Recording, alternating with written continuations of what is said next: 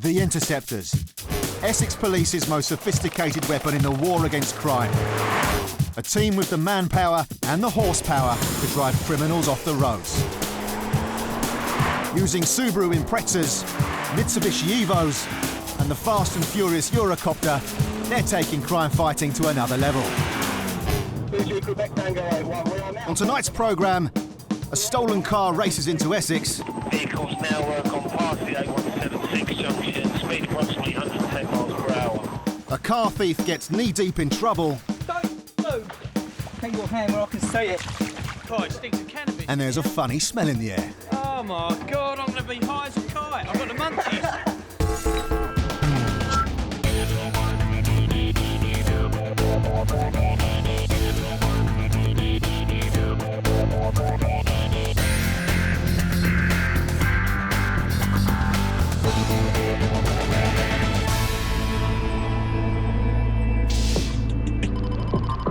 It's 8 p.m. and the Langdon Intercept team are getting ready for the night shift. Before they head out on patrol, the Interceptors like to make sure their beloved Subaru is squeaky clean. As a high-speed pursuit team, they get tasked all over the county, but tonight they're off to Basildon, just a few miles from the base.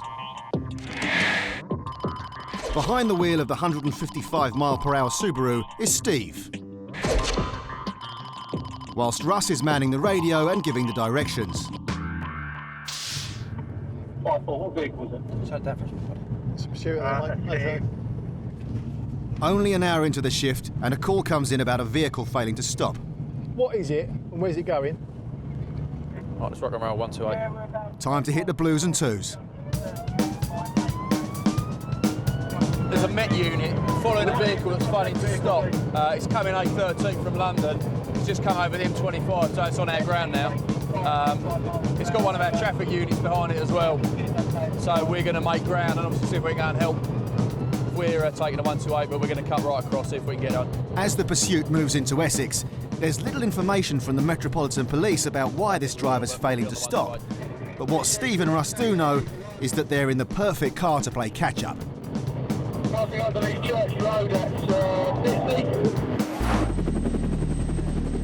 Also on the tail of the fleeing Renault Clio, in the skies above is the Met Chopper. Unknown to the driver, it's watching his every move. MP, approaching turn off to M25, vehicles now coming into the inside, no back out into the outside lane. Back on the ground, and a second Interceptor unit is closing in. In the Evo, Den and Mark pull off the M25 as the fleeing car races over the flyover up ahead.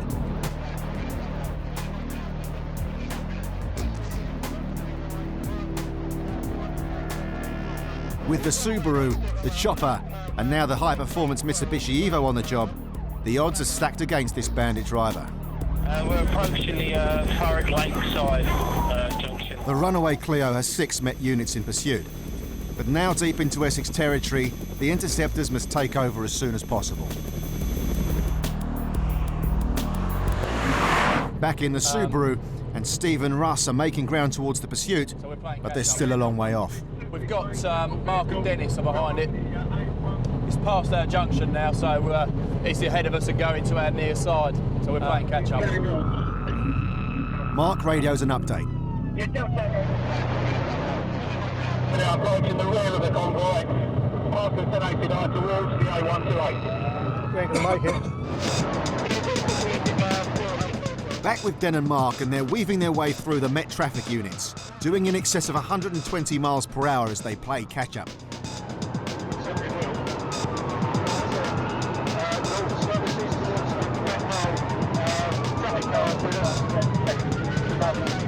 As the last Met unit pulls over, they're now in control. We are now first, Commander. Directly behind the subject vehicle. Vehicles now work on past the A176 junction, speed approximately 110 miles per hour. Essex control car main pursuit.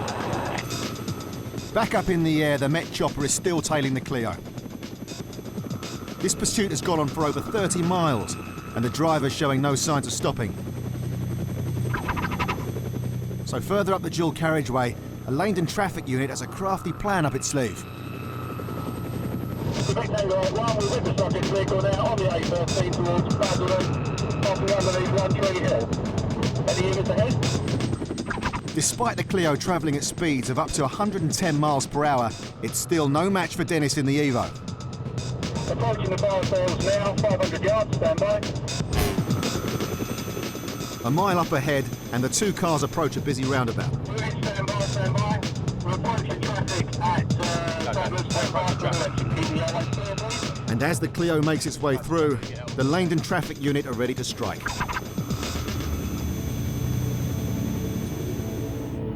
The cops have used a Stinger, a retractable device which pierces the tyres of suspect vehicles, enabling them to bring it to a stop. BG from India 99, I think that was a successful sting on the roundabout there. A mile further back and Steve and Russ get an update. Red Tango 81, vehicle went over the Stinger, he's losing control. Still towards He's been stung. Tyres have gone. Coming round again, round again, round again. He's been stung and he's just at the roundabouts in front of us now. He's going to lose Running on the control. rim.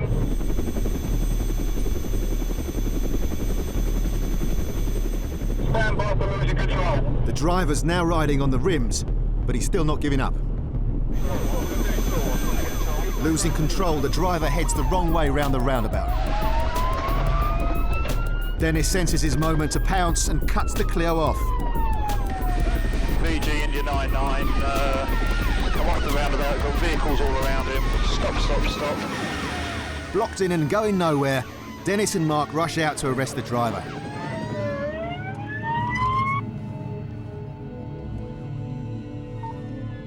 Your QT85 vehicle stopped. No suspects outstanding of it. BG from 99, this was all in hand. We have got the most part of that video. Should have been required, I think. Yeah, Matt, no contact, no Pollux. The pursuit's finally over, but it's taken 9 police units, 1 helicopter and a trusty Stinger to bring it to a conclusion. Yeah, I can confirm 1 suspect detained from Metpole believed involved in a burglary on their ground. There is no damage to any vehicle, no police vehicles, no Pollux over.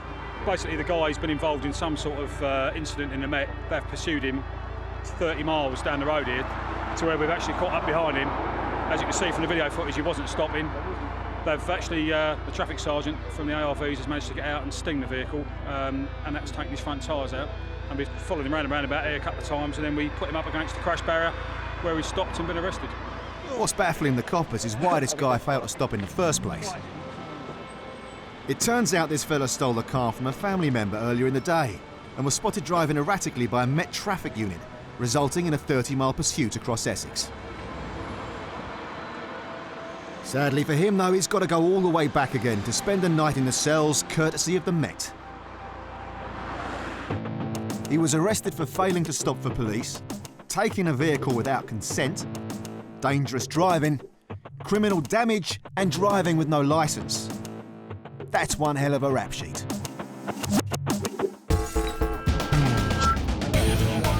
After the break, the Interceptors suspect something stolen. 70 miles per hour in a 30 limit. It's chaos on the M25. There's a vehicle travelling the wrong direction on the M25 motorway. And there's a familiar face in town. You're famous, aren't you? No. Yeah, you are. You're going to get remanded now, though, aren't you? Coming up, confusion on the motorway. Oncoming vehicle. That's worrying. A law dodger gets brought to justice. There he is. That's him. That's him, mate. Can I nick him? Of course you can. And the world's worst excuse. What have you been up to then? Just going for a drive, isn't it?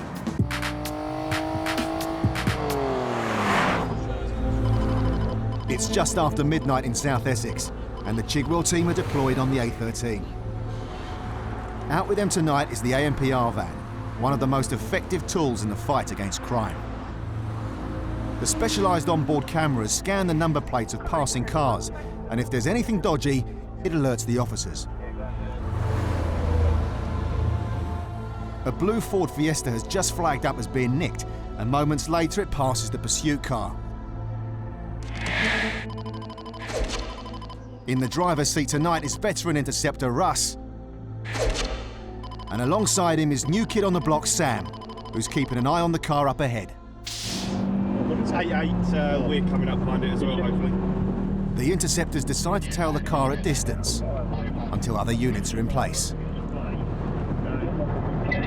Moments later and the Fiesta is 2 cars ahead, but it doesn't look to be hanging around.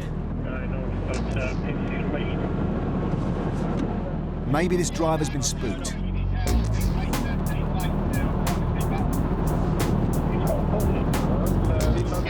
As the Interceptors accelerate up the slip road, Sam gets ready to radio other units with its location. He's come off the A13, first exit at the roundabout towards Fobbing, we believe. We're just trying to catch up in now. Yeah, that's it. Come on, go. As the driver floors it away in the distance, he must have sussed the Interceptors are on his tail. He's just come into Fobbing town, 70 miles per hour in a 30 limit. He's gone straight on, dead end. 8-8, we're Wharf Road now. We did a left off the main road into a dead end. We've just gone past the church, past Wharf Road on the offside, and it's continuing straight on into a dead end. Yeah. Amazingly, as they turn the corner, it looks like the car thief's just given up. But Sam's got other ideas and thinks another suspect has legged it over the fence. Police officer, show yourself. Huh? What have you been up to?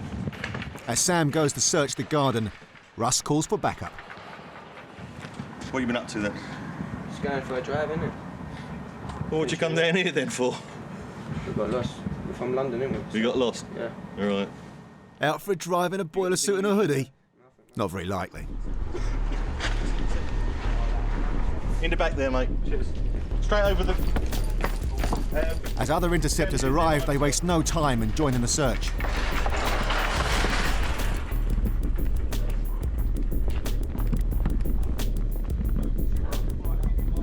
Police officer.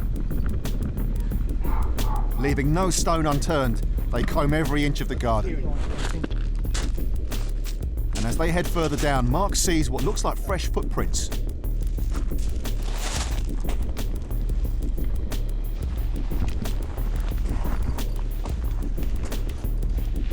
Don't move. Right, you're under arrest, folks. Don't put your hands now. Now you're under arrest, suspicion of theft of motor vehicle. Get off the side of the feet. May I use people make questions, substation for in court, and if you do so, may have given evidence. Do you understand? Can I get up? No, you're getting cuffed right now. Do you have anything on you you should not have? Stand up. Take your hand where I can see it. It looks like this fella's gone for a little dip in the pond. All right, mate, bear with me. Bring this hand behind your back, mate.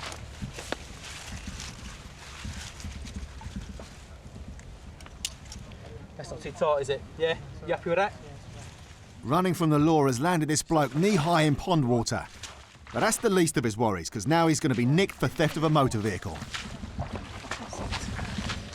Basically, we were after a suspect vehicle that had been seen at a scene of an offence and believed stolen vehicle as well. We got behind the vehicle on the A13 and followed it off, and we followed it into this dead end here where one male has run off, and we've managed to stop one male as he's getting out of the vehicle. We found the other male down the bottom of the gardens. They've both been detained now, and we'll take them off back to the police station and sort it all out from there. Yeah, good result, yeah.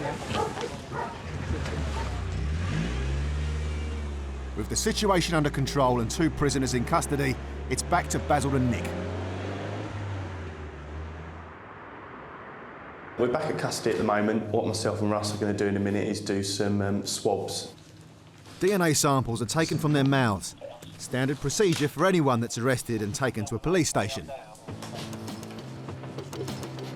It's a short walk from custody for this fella, and after a few minutes stuck in the pond, it'll be a few hours stuck in the cell. The 2 lads were later charged with theft of a motor vehicle and are awaiting trial.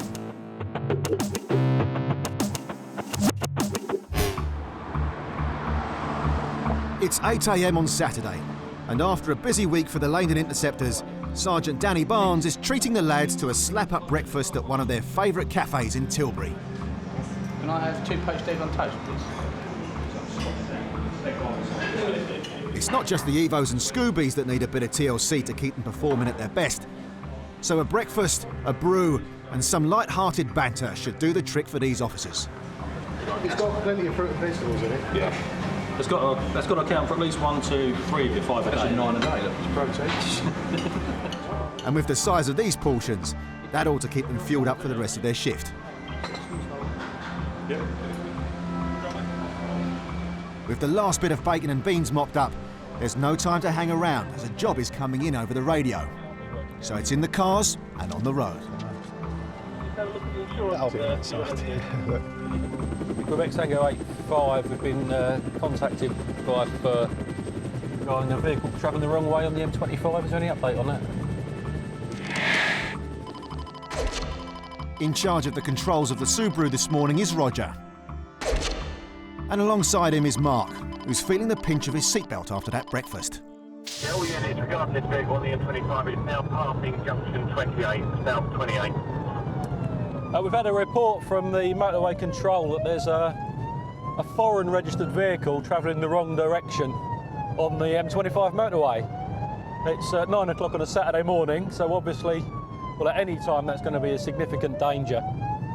So we need to get on the motorway and put in a rolling roadblock, effectively closing the motorway in case it comes head-on to anybody else. Safety is always the #1 priority on motorways. And with vehicles travelling at high speeds, a car on the wrong carriageway could be catastrophic and bring the M25 to a standstill. Now at 29, commencing with a rolling block. A rolling roadblock is used to control the traffic on a motorway when there's a potential hazard up ahead. And with 3 lanes to cover, fellow Interceptors lend a hand. Oncoming vehicle, that's worrying.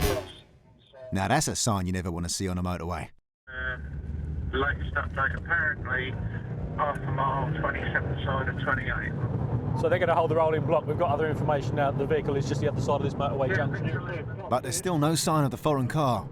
Maybe they got false directions from Delboy and Rodney. That means it's coming off the anti-block. 2 or 3 of them said 2 females and one said an elderly couple. Yeah, I reckon that is it. A few minutes later, Roger spots the foreign car up ahead, but it's now travelling in the right direction. Just approaching 26 now. Mark points to the hard shoulder. The international sign for pull over, mate. Now time for Roger to work on his language skills.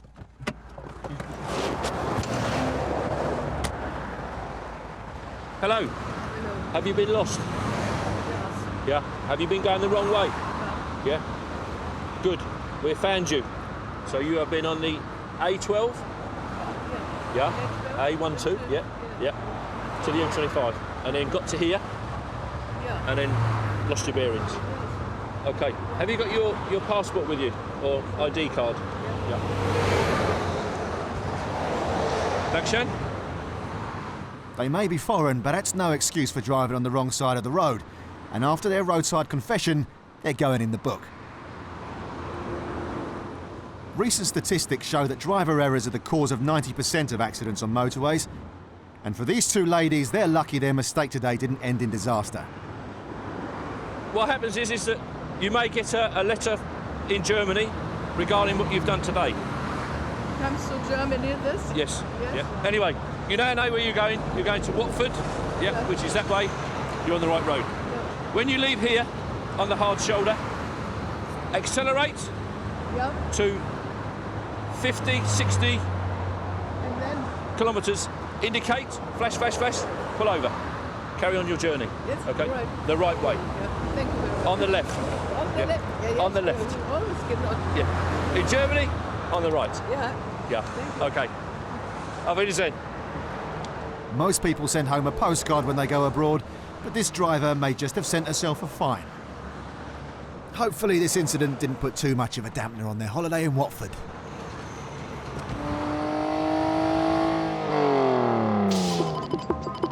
It's Saturday afternoon in Stanway, and Sergeant Swan is dishing out the duties. Just carry on.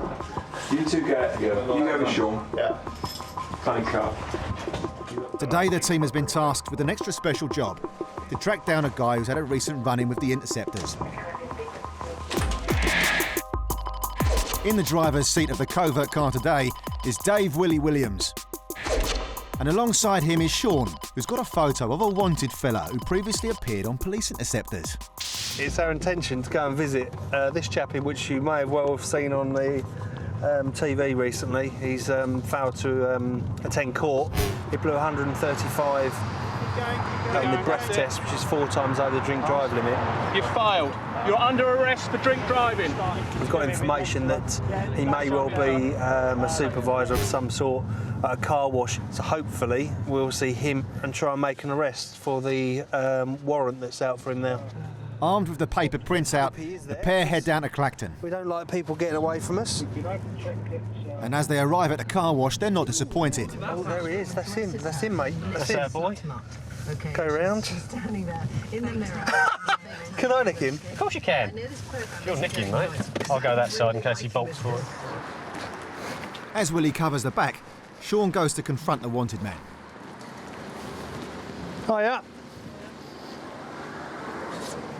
You're under arrest, mate. Okay?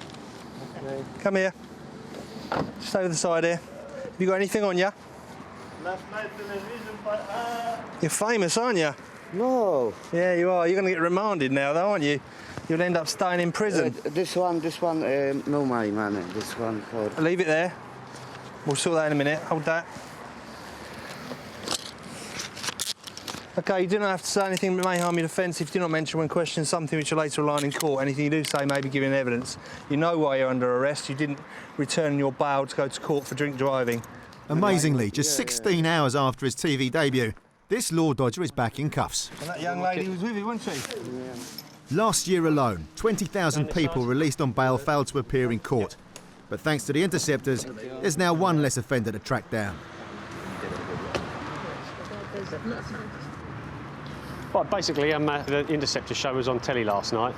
This man was shown as being wanted on it on warrant for failing to appear for drink driving, which Biggers and Sponge had him for. It's quite nice to get hold of him because we got some information that he's working here. Popped down and there he is cleaning somebody's car. So happy days, he's now under arrest. He'll get remanded and he'll get put before the next available court. Back in the police car, Sean breaks the good news. You'll be in custody until Monday morning when you all go to court. Tomorrow, we stay... in the cell, yeah, and then Monday you'll go to court. Every day tomorrow. You're staying from now until Monday. With the courts closed at weekends, he now has a 40-hour stay in the cells to look forward to. That's the price you pay for not attending court in the first place. Your friend spoke about the TV, didn't he? Yeah. Did he see it last night? Yeah, yesterday. Yeah. It made you famous. For the wrong reasons.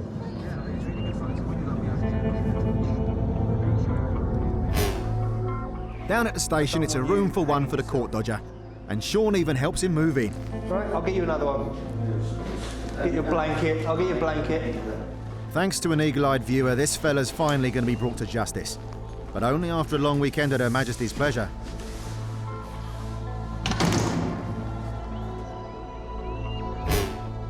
After appearing in court, he was sentenced to 6 weeks in prison for failing to appear and for blowing 4 times over the drink drive limit. He was also banned from driving for 32 months, which can be reduced by 8 months if he completes a driver's rehab course.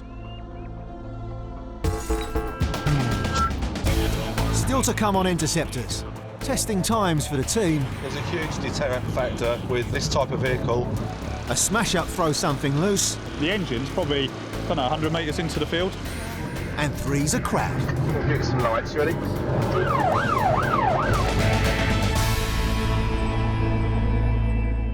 No, I think... Coming up, translation trouble on the roadside. Do you have insurance to drive the car? No. You don't? 3 cheeky chappies on a bike. I don't think I'd get cold. Slap on the wrist.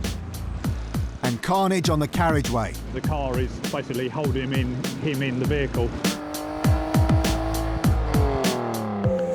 The Mitsubishi Evo 8 has over time proven to be the ultimate workhorse for the Interceptors.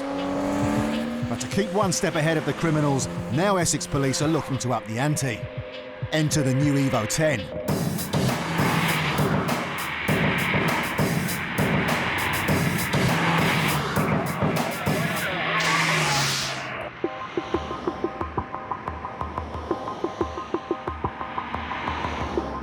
It's 10 a.m. in Boreham, and giving it a test drive today is the police driving instructor PC Dave Bloxham, known throughout the force as Blocko.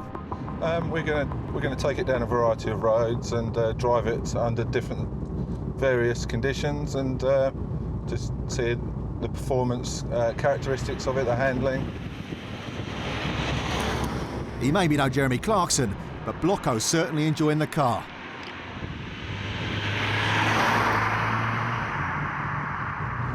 Just taking it down this country lane now to see how it handles on with some bend work. Slow into this bend here and then just power gently away.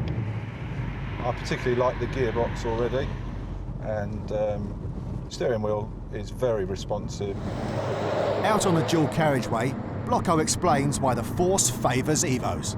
I think a lot of the public would know about this vehicle's performance. There's a huge deterrent factor with this type of vehicle in terms of its appearance and its performance.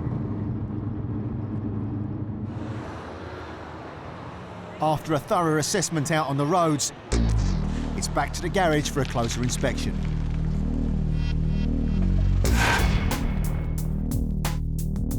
The Evo 10 certainly has the intimidation factor, boasting a 2-litre fully loaded turbocharged engine, kicking out a whopping 296 brake horsepower. It will do 0 to 60 in an incredible 4.7 seconds and has a top speed of 155 miles per hour, which in the home county of the boy racer would certainly make it the top dog. It's quite easy to drive. It goes around corners very well, it handles very well. A bit thirsty on the petrol. Road evaluation over, the Evo 10 certainly looks the business. But whether it'll be the latest addition to the team, we'll have to wait and see.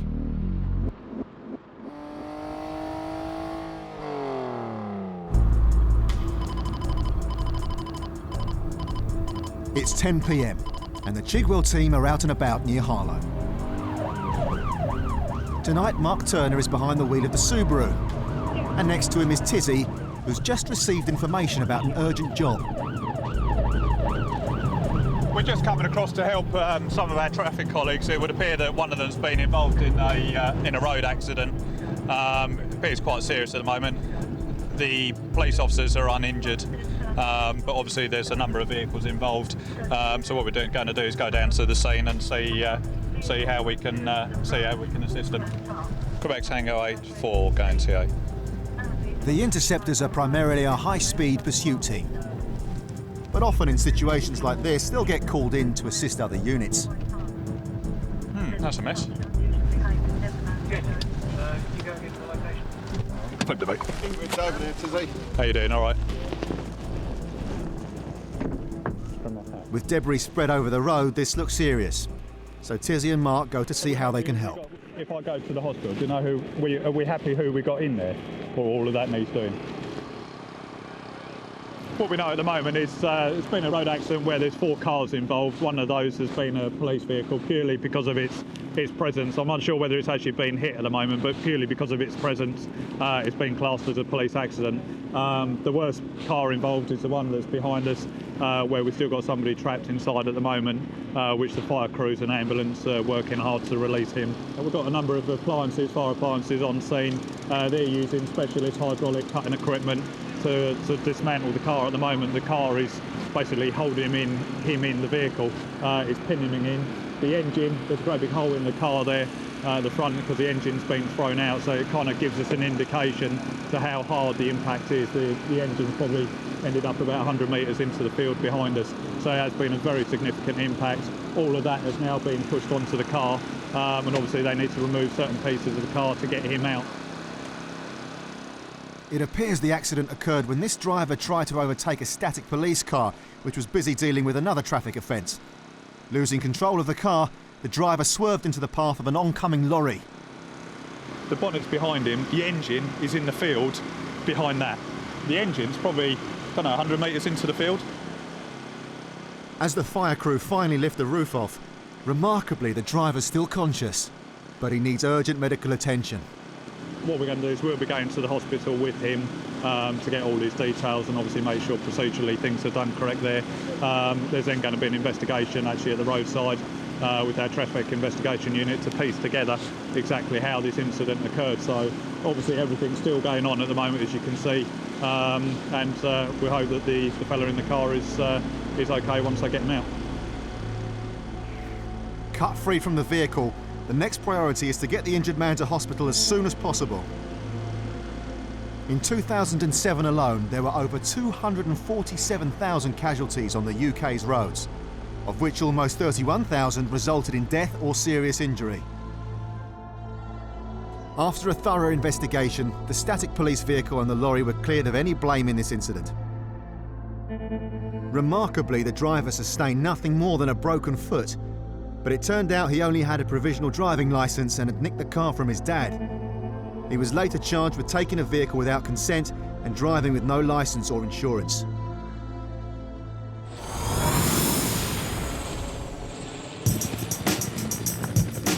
After a night at the hospital with the injured Vauxhall driver, Mark's back out in the Evo. Alongside him today is Sam, and they've just spotted a troublesome trio. Oh really? Yeah, 3 of them. We'll get some lights, you ready? Looks like these 3 lads have gone for a nice afternoon bike ride. But they're all on the same bike, and only one of them's wearing a helmet. Where did you pop up from? We were just coming down the Raleigh Road. We just saw you. So whose bright idea was it then, all to get on the bike? None of us. None of yous? Blimey. Do you live around here? Billericay. Right, okay. You weren't got all about the Billericay, were you? Huh? No. 3 up on that thing? Doesn't look very comfortable. You got a full licence or are you learning at the moment? No, I'm on a provisional licence. How old are you? I had to get home from work, 17. Yeah. The law states provisional riders are not allowed to carry a passenger, let alone 2 of them. We literally come from Lords to here. I know it's stupid, but yeah, I was just being silly, really. I didn't think I'd get caught. Slap on the wrist. Can't I just give you like 130 quid an hour? Doesn't work like that. We can't take money and things to the roadside. It wouldn't be right. Sadly for this cheeky chappie, his Essex boy charms are not going to wash with these officers. Right, basically, we saw this vehicle driving along. This motorbike here, Yamaha motorbike with 3 people on it. Obviously, they're committing a couple of different offences there instantly. The fact that it's been driven in a dangerous condition with too many people on it, and the driver of the vehicle's only got provisional driving licence. We're dealing obviously with those offences with him at the moment. We're also going to seize his vehicle. First of all, you can sign for me there, please, and I'll give you a copy of the documents. These are 2 documents. It explains on the back of the white one all the details anyway of how you get it back and what you've got to do. Have you got all your personal items inside it and everything? Yeah. Okay, no worries. There's nothing. Is that it, yeah? Yeah, that's it. With the bike being seized, these 3 gents will be walking home. And it's a long way to Billericay.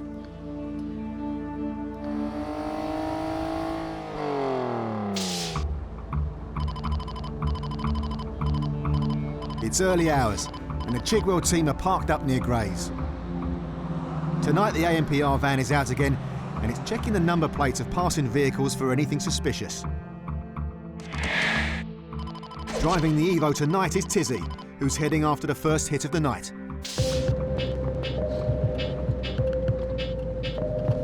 The car in front has been flagged up as possibly not having insurance, so they go to investigate. Yeah, got the vehicle stopped, mate. Also out with Tizzy tonight is newbie officer Annabelle, who's on a temporary attachment with the Interceptors. Hello there. Hello. How you doing? You all right? Nothing to worry about. Is it your vehicle? No. No? Who's it belong to? It's, I buy today. You bought it today? Yeah. Right, okay. Have you got insurance for the vehicle? My friend. No. Are you insured to drive it? Yeah? Who with? The Romanian driver's claiming he's insured. Okay. You've bought the vehicle today? Yeah. Have you got insurance? Insurance? Yeah. No, I think... No, now he's saying he's not. Tizzy's unimpressed. Do you have insurance to drive the car? No. You don't? You're going to ring somebody that speaks English, yeah? Yeah. Look, okay, lovely. With only a 50-50 chance of giving the right answer, the driver decides to phone a friend.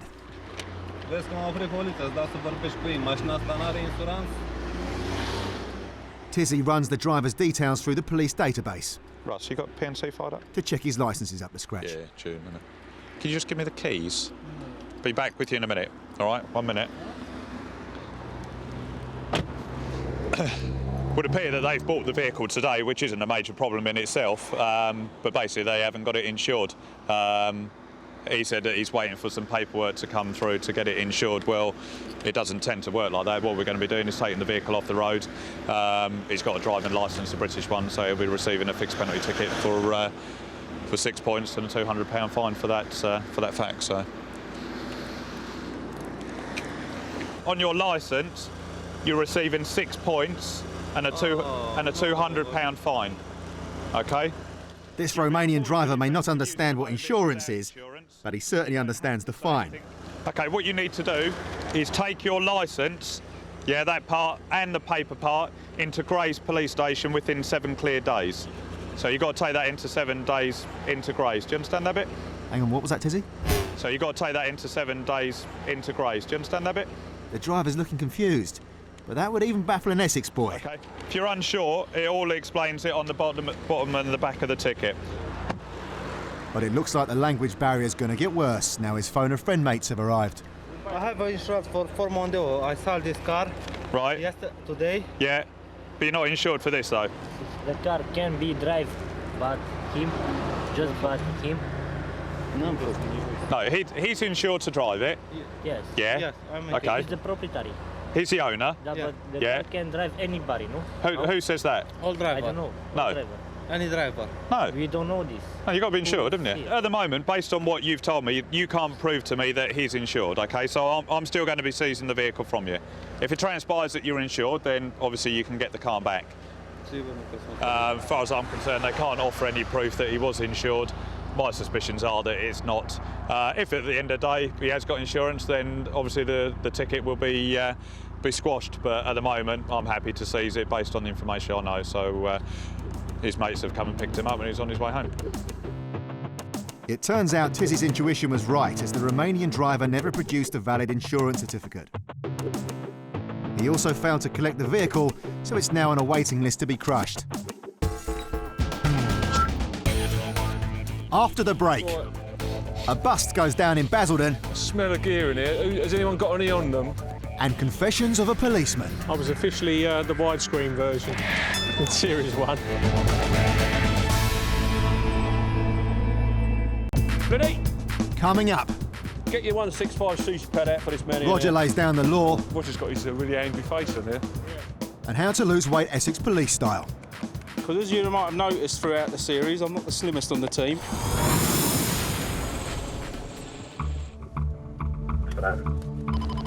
It's 1:30 p.m. and the Langdon unit are out on patrol in Basildon. The Mitsubishi Evo is fitted with an onboard ANPR system. It's just alerted them to a Vauxhall Corsa up ahead, stating that it's been previously stopped by the police and stank of weed. Yeah, we got it in view. You broke up a little bit. I presume it was a strong smell of cannabis, was it, when they done it before? Should I do it again? Yeah, it was saved. We've got a stop on it in Hardy Road area behind the shops. In the driving seat of the Evo today is Roger. And alongside him is Flinny, who can sense something suspicious about a driver. You got the munchies, have you? No, I ain't. No. Are you sure? Yeah, I'm sure. I'm feeling really ill, like. All right, you got any gear on you? Because you stink of it, mate. No, I don't, no. No? What about the other lads? They got anything on them? No. You not been smoking in the car at all?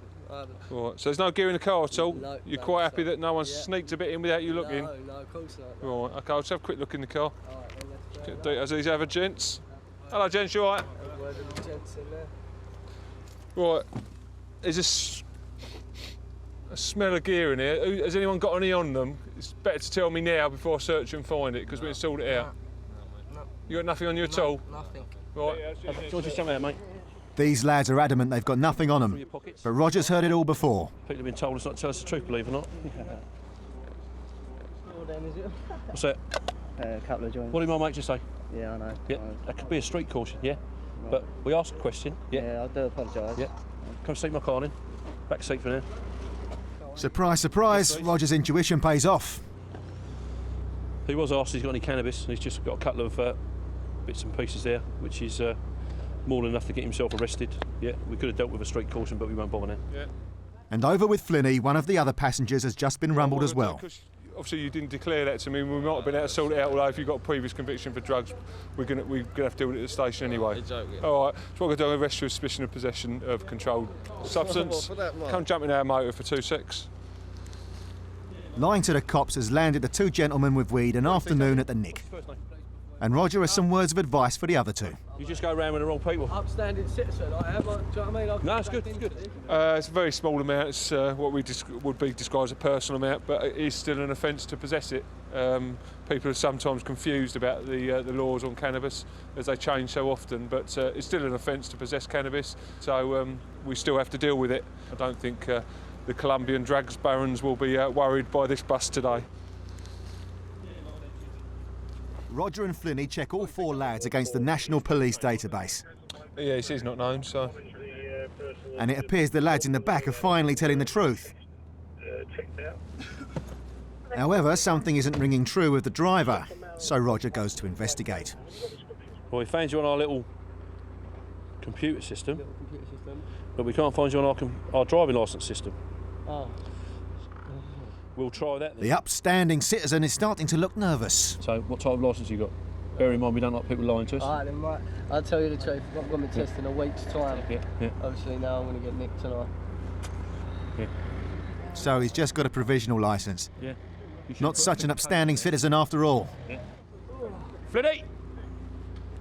Get your 165 sushi pad out for this man here now. Oh, Roger's got his really angry face on there. Has he got no Dennis? driving licence? He has a provisional. Oh dear. Not only will his car be seized, but he'll also receive a £60 fine and 3 points on his licence.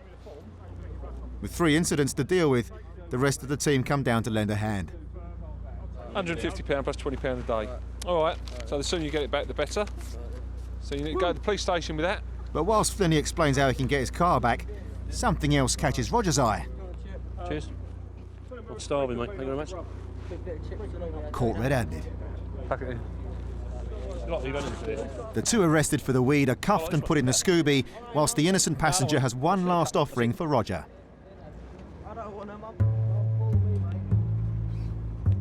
And after a trip to the fish and chip shop, Sergeant Danny's off to the pound with the seized motor. So they couldn't have stopped him at a better location, could they? Near fish and chip shop. Right, there you go, mate. Thank you very much. Lovely.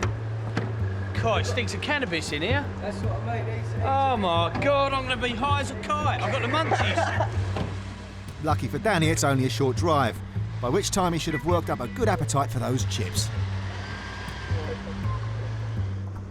Over on the other side of Essex, Fitchy and Sponge are also having lunch. But these two have decided on a slightly healthier option. A special diet milkshake. Because as you might have noticed throughout the series, I'm not the slimmest on the team, and it was time to lose some weight. And this helps you lose weight, basically. 2 stone in 3 weeks. But God, do I want to eat food again. I mean, Slim Jim over there has lost 10 weeks and I've lost 5 stone. I was officially the widescreen version in Series 1. But yeah, it's got to be done. Nearly 40, so it's about the right time to start looking after your health, isn't it? After years of abuse. Doesn't that look nice? If you say so, Fitchy. I had a rollabout trying to arrest a 20-year-old last week and I wanted my 5 stone back because it was hard work. I used to have the edge. I've lost my edge. We used to be able to roll on people to stop them running away. We can't do that anymore. No, just have to talk to them nicely now. And say please. I'd rather have a kebab and a pint of IPA. Mmm.